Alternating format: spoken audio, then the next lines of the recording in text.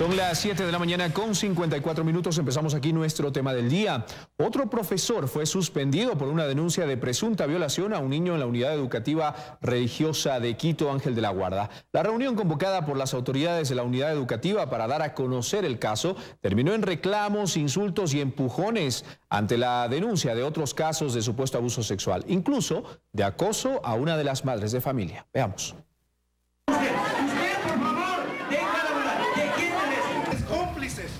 Yo acepto ante las cámaras que si tengo que pedir disculpas, si tengo que irme preso, me voy.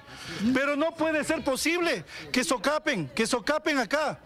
En esta institución están socapando abusadores. Ahora ya salió otra denuncia más. Muchos padres de familia abandonaron la reunión convocada por las autoridades de la unidad educativa religiosa y al paso nos expresaban su sentimiento. Es una vergüenza lo que ha pasado hoy día. Créame que las autoridades de este colegio nos han defraudado como padres. Yo nunca pensé que una institución como esta, al lado del Ministerio de Defensa, pase algo como esto. Hay testimonios de una señora que está aquí, presentó ya una denuncia. Estamos grabando esto. Por favor, no se vayan, no entiendo por qué no les dejan entrar a ustedes. Los padres de familia insistentemente pidieron que nuestra presencia esté en esta reunión. Sin embargo, las autoridades lo negaron. Por tercera vez, evitaron dar un pronunciamiento oficial.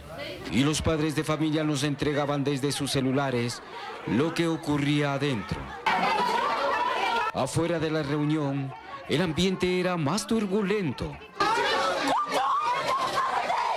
Tengo audios, tengo todo lo que mi hija dice, que ese desgraciado de religión abusó de mi hija. Este otro caso denunciado puertas adentro, afuera tomaba otra dimensión. ¿Y qué tal si era el hijo de la señora? Que es culpa de los padres. Si nosotros confiamos aquí. Esta madre de familia con una denuncia presentada en la fiscalía y con mensajes que le habría enviado el profesor de educación física, dio a conocer el acoso sexual del que habría sido víctima. La verdad sería lindo tomar un café juntos sin ningún compromiso, la verdad ni lo tome a mal. Yo le respondo, no se moleste, profe, con todo gracias. Estoy dedicada para mi niño y no deseo en la escuela que vayan a entender mal, usted sabe cómo es.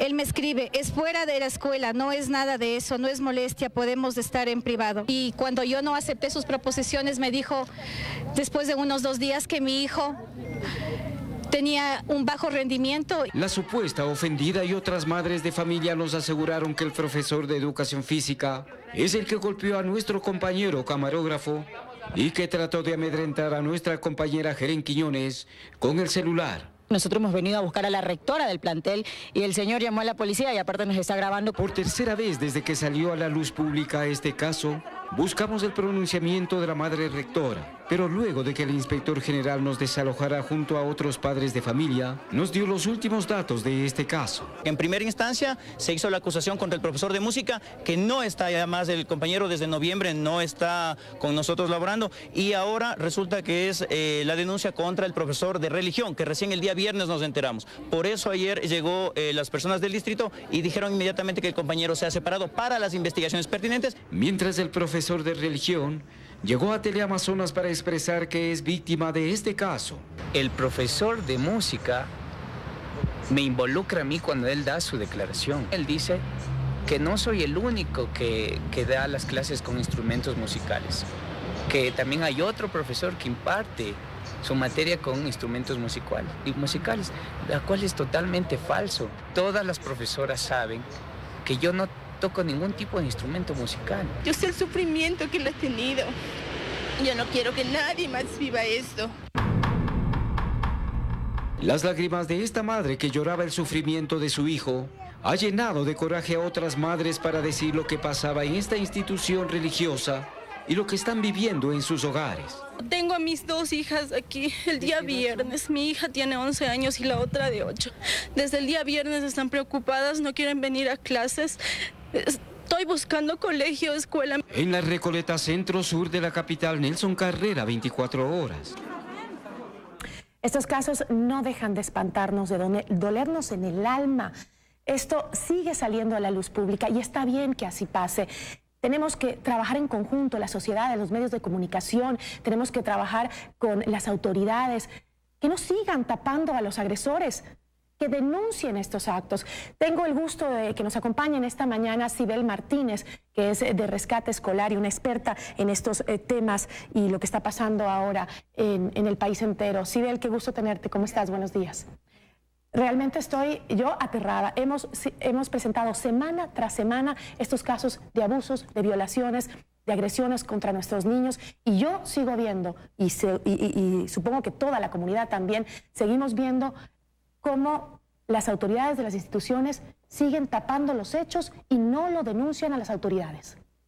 ¿Recuerdas que tuve la suerte de que tú me entrevistaras en octubre del 2017? Me acuerdo claramente, claro, porque ahí pudimos decir que lastimosamente en los colegios prevalece mucho más el prestigio institucional, el buen nombre, que la protección eficaz que los niños, niñas y adolescentes merecen, ¿no es cierto? ¿Eso ha cambiado? Yo creo que no. Y estamos viendo a diario, lastimosamente, que efectivamente siguen habiendo más casos. Que debían haber parado en el 2017 cuando Ampetra, cuando la Condamine, ¿no es cierto?, salió a la luz estos casos tan terribles, que dieron paso a que efectivamente hablemos sobre el abuso sexual en el sistema educativo, algo que estaba tapado, recuerdas tú. Ahora, yo sí me consulto y me pregunto, ¿cuándo va a parar esto? Porque no solamente es que podemos fomentar la denuncia, ¿no?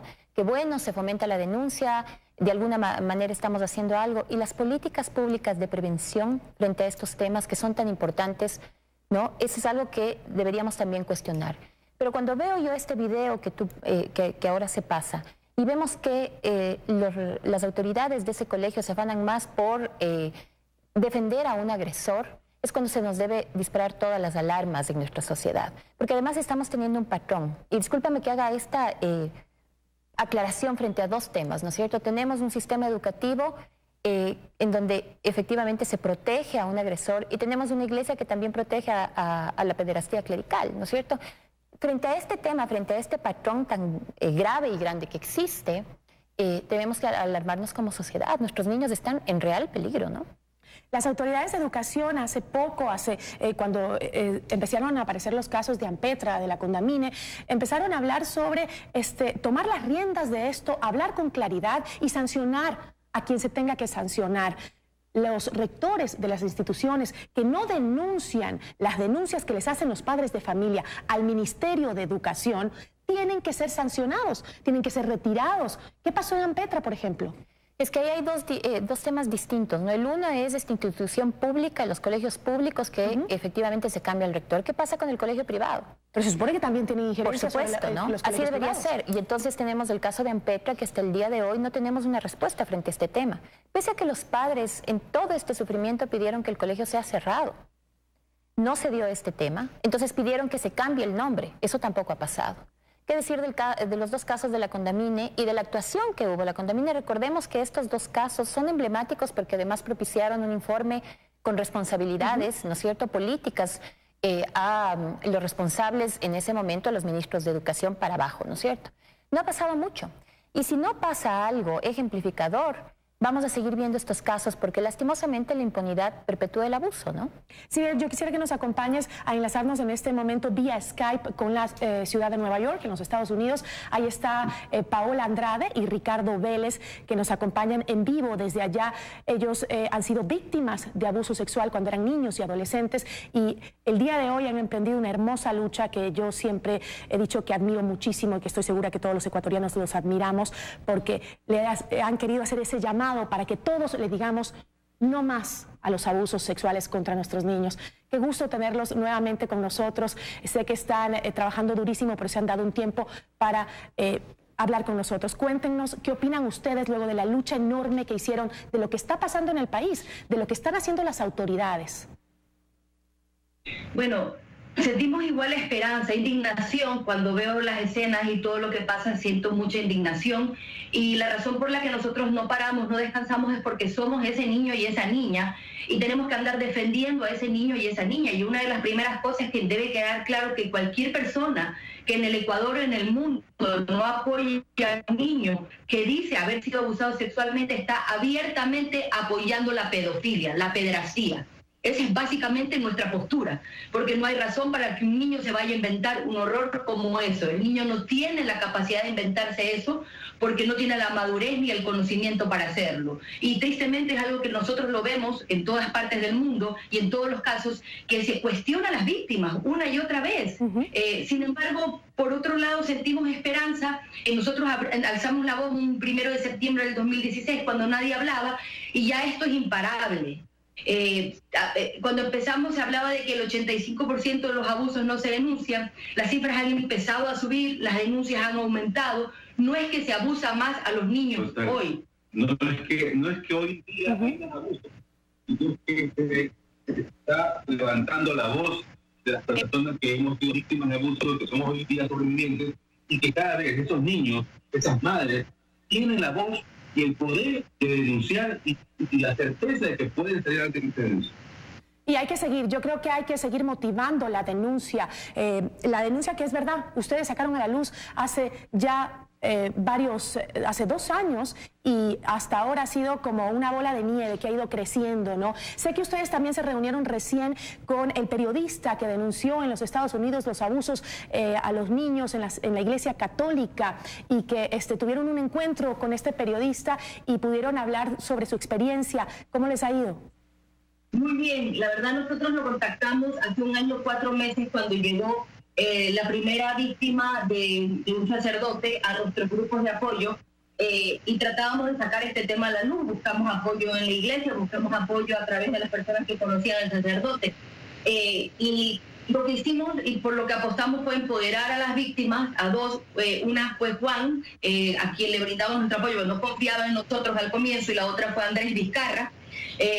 Y luego le escribimos a Mike Reséndez en ese momento, y luego que gracias a Cacique nos escuchó y sacó todo el reportaje, nosotros le volvimos a escribir a Mike, que fue como nuestro asesor, para volver a conversar con él, y nos reunimos para poder sacar todo esto en el documental. Todo el proceso que nosotros vivimos, todas las trabas, el código de silencio cuando quisimos sacar este caso, lo tenemos documentado, básicamente porque queremos mostrar a la gente que, contrario a lo que cualquiera piensa, que todo el mundo va a apoyar a una víctima, realmente todo el mundo trata de silenciar a la víctima. Y Mike nos hablaba justamente de lo que estábamos viendo en las escenas en Guayaquil. Una de las cosas que él dijo que más lo destruyó como periodista y como persona fue ver que no se le cree a las víctimas, que eso es una traición, que él siente que la peor traición más allá del abuso es la traición de cuando los adultos que están ahí para protegerlos, porque según el artículo 72 del Código de la Niñez y la Adolescencia, las personas que por su profesión, médicos, psicólogos, profesores, que por su profesión tienen que proteger a estos niños, son aquellas que no les creen. En el caso del Boston Globe, decía que los padres no le creían a sus hijos frente a los sacerdotes. Y realmente, estando en Boston, viendo que en cada esquina hay una iglesia, tú te das cuenta que es una institución tan poderosa, y que lo que nosotros pensamos hoy es que, contrario a lo que piensan los rectores, contrario a lo que piensan los religiosos, contrario a lo que piensan los padres, cuando se saca a la luz casos de abuso sexual, no se destruyen las instituciones, se fortalecen las instituciones, se convierten en instituciones protectoras de los niños, niñas, adolescentes, ¿no? Y a eso apostamos. También estamos aquí para capacitarnos, porque estamos desde hace 3 meses dictando cursos a maestros, a psicólogos, haciendo lo que podemos para dejar como estas centinelas, como estos monitores en instituciones, que puedan aprender cómo prevenir, cómo detectar y cómo actuar correctamente, cómo dar la contención correcta a las víctimas cuando se presenten estos casos. Porque yo creo que a nivel de país estamos llenos de protocolos, de rutas, pero necesitamos conocer, y para eso estamos nosotros dos aquí, ¿no? Así es. Para darle esa voz y explicar qué siente ese niño, por qué no habla ese niño y cuál es la mejor manera de ayudar a ese niño. Paola, Ricardo, yo quiero desde acá agradecerles en nombre de todos los ecuatorianos por esa labor maravillosa que han emprendido, por ser esos valientes ejemplos de que sí se puede salir del abuso sexual, que sí se puede emprender una lucha por aquellos que vienen detrás y que siguen sufriendo no solo el abuso, sino también el silencio al que se les somete por un abuso sexual. Gracias, chicos, nos vemos pronto cuando regresen al Ecuador. Gracias. Nosotros continuamos aquí conversando con Sibel Martínez de Rescate Escolar, porque yo quiero que aclaremos algo, ¿no? hay algo que hay que decirlo, y es que no es que los maestros o los sacerdotes son violadores o son abusadores, no es así. Justamente estos violadores, estos abusadores se convierten en maestros, se convierten en sacerdotes para acercarse a nuestros niños y abusarlos. ¿Cómo evitamos que esto suceda? ¿Cómo les ponemos el ojo para identificar a estos personajes que se acercan de una manera sigilosa a nuestros niños y asumen toda la autoridad sobre ellos? Gisela, yo creo que cuando hay un ambiente poco protector e indiferente, cualquier cosa puede pasar. Debemos hacer de los colegios, de las iglesias, de los ambientes en donde se desenvuelven nuestros niños lugares sanos, seguros, libres de violencia. Y abiertos, ¿no? Por supuesto.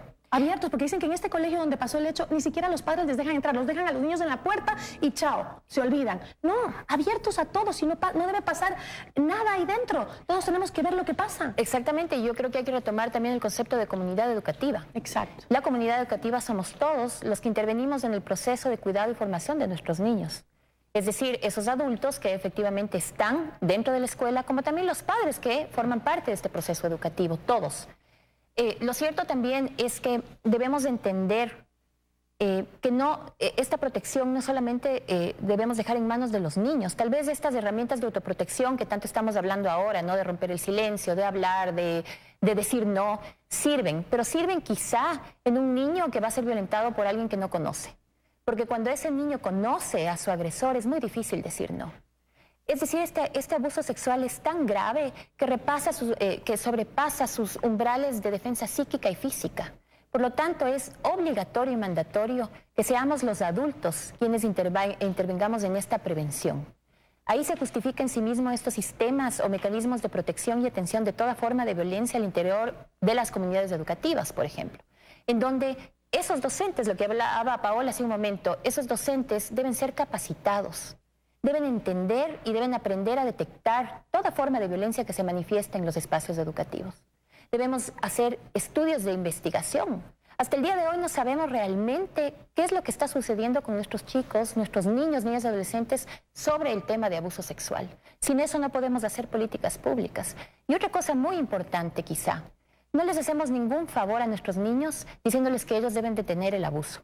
Lo que debemos hacer es fortalecer ese sistema de protección que ha sido desmantelado desde hace mucho tiempo con relación a nuestros niños, para hacer más difícil a ese abusador que siga utilizando o viendo en dónde puede efectivamente abusar de nuestros niños, que lastimosamente hoy son las escuelas y también son las iglesias. Siento que eso nos queda en deuda. Las autoridades gubernamentales, el Ministerio de Educación, el Ministro de Educación, con todo lo que se dijo que se iba a hacer, ¿dónde está el trabajo con los maestros para justamente capacitarlos en este tema? Creo que nos hace falta una respuesta de las autoridades de qué es lo que se ha hecho hasta ahora y cómo están las cosas, ¿no? Está bien que siga saliendo a la luz y decirle a las autoridades de los colegios, como decía Paola desde Nueva York, que nos decía, las instituciones creen que se desprestigian porque denuncian un abuso sexual. No, cuando vemos que una autoridad de una institución, una rectora, un rector, está denunciando que algo pasa ahí dentro, tú como padre te sientes más seguro de que se está trabajando en ello, porque esto pasa en todas partes. Sí, pero ahí tenemos que hacer un gran paréntesis, ¿no es cierto? ¿Qué pasa si es que esa denuncia no tiene asidero? Porque lastimosamente aquí la denuncia, no llega a buen término, o pasa un montón de tiempo, 3 años y más, en donde hay muchísima revictimización, y entonces los padres procuran no hacerlo para proteger a ese niño. O además, lo que decía Paola es cierto, ¿no? A nuestros niños no les creemos, no les escuchamos. Mientras estas cosas no cambien, mientras el acceso a la justicia para los niños sea complicado, y existe este subregistro y además esta denuncia, esta falta de denuncia, seguramente existe impunidad, seguramente sea muy difícil sancionar al agresor. Recordemos que la mayoría de agresores en temas de abuso sexual infantil están prófugos. Entonces, frente a esta situación, el mensaje que estamos mandando como sociedad, primero es que no sabemos proteger a nuestros niños, y segundo es que lastimosamente hay lugares que ya han dejado de ser referencia, como son las escuelas, que ofrecen, ¿no es cierto?, poca protección e indiferencia. Bueno, Sibel, nos vamos a ir en este momento en vivo con nuestra compañera Helen Quiñones. Ella está justamente en el centro de Quito, en el sector de La Recoleta, donde está esta escuela, en donde nosotros pudimos recibir las últimas denuncias de abuso sexual a algunos menores. Helen, buenos días. Cuéntanos, por favor, cómo está la situación, los padres de familia que decidieron que se iban a reunir hoy justamente en la escuela. Cuéntanos. ¿Qué tal? Así es, nos encontramos aquí a las afueras de este plantel educativo donde en días anteriores tuvimos la denuncia de una madre de familia que asegura a su hijo de 4 años habría sido abusado sexualmente por un profesor de esta institución. Nosotros llegamos hasta este lugar, hemos tocado las puertas, hemos pedido por favor el pronunciamiento por parte de las autoridades del mismo, pero hasta el momento no hemos tenido una respuesta. Lo que sí sabemos es que han estado existiendo algunas reuniones con los padres de familia, pero estos no han quedado completamente satisfechos con la explicación que les ha dado el rector o la rectora de este plantel. A esta hora de la mañana está un padre de familia aquí a las afueras porque asegura adentro estarían en una nueva reunión. Señor, buenos días. ¿Cuál es su nombre? Buenos días, mi nombre es Juan Chávez. ¿Cuál es el resultado de las últimas reuniones que ustedes han tenido con las autoridades? Nada, es la incertidumbre, nos crean más incertidumbre, es como un juego que nos tiran la pelotita de un lado, que nosotros somos los responsables de la educación de nuestros hijos. ¿Quién les ha dicho eso? La autoridad, la directora, los inspectores, la psicóloga, la señora directora. Entonces es un tema que a fin de cuentas es culpa de nosotros, o sea que son supuestos que no sabe que la fiscalía está tomando acciones en esto. Nosotros no queremos saber nada del tema legal. Lo que nosotros queremos saber qué es lo que está haciendo la escuela. ¿Están tranquilos ustedes? ¿Su hijo o su hija está viniendo? No, yo no le estoy mandando. Porque es un caso grave. O sea, fue primero uno el día viernes. Y el día de ayer ya denunciaron otro grave. ¿Qué pasó? ¿Qué dijeron ayer?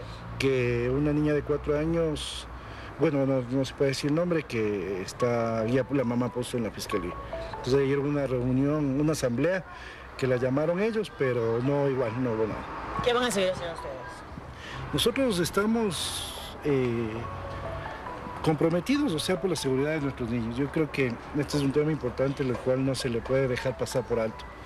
Y debemos estar vigilantes nada más, porque nos queda eso, porque dijeron que nosotros somos no corresponsables, somos responsables de ellos y que es nuestra culpa. O sea, que nosotros no les educamos y que es normal, que esto es un caso más de otras instituciones que hay, que son sospechas, pero como que es normal y es así la verdad. ¿Quién les dijo esto exactamente? No recuerdo el nombre, pero fue un subdirector que vino en representación, no recuerdo si fue del distrito o de la subsecretaría de Educación. Perfecto, muchísimas gracias. Escuchamos las versiones o la versión de este padre de familia, uno de tantos que han asistido a las diferentes reuniones con las autoridades de este plantel educativo para conocer detalles de esta grave denuncia que realizó una madre de familia en días anteriores y que el día de ayer salió a la luz un nuevo caso. Completamente preocupante la situación que ocurre en este lugar. Nosotros nos continuaremos aquí. Si la situación lo amerita, nuevamente estaremos en vivo. Buenos días. Buenos días, Helen. Muchísimas gracias. Y como tú dices, sí, preocupante sobre todo porque sigue pasando exactamente lo mismo. Le echan la culpa a la víctima. La víctima es el culpable, los padres son los culpables. Esto es increíble, Sibel. Lo mismo pasó con el cura en Cuenca, que redactó una carta diciendo que el culpable es la víctima, que la víctima es corresponsable del delito de violación por dejarse violar. Y es que así piensan los pedófilos, ¿no? Y los pederastas. Es decir, deshumanizan, le ven al niño como un objeto y su silencio es tomado como complacencia. Y entonces es muy fácil que ellos digan, por poco y no, me está pidiendo, me está incitando, lo quiere, ¿no es cierto? Cuando ese silencio y ese miedo en un niño es algo que efectivamente nos debe motivar como sociedad para prevenir. Yo sí quisiera decirte, Gisela, ahorita viendo lo que ocurre y lo que dice el padre, negar que este fenómeno social existe, minimizarlo, es negar la oportunidad de proteger a un niño en peligro. Y quien protege a un agresor, quien trata de justificar un hecho, debería ser sancionado con la misma fuerza y severidad que quien lo comete. Con eso me quedo, Sibel. Muchísimas gracias. Siempre es un gusto oírte.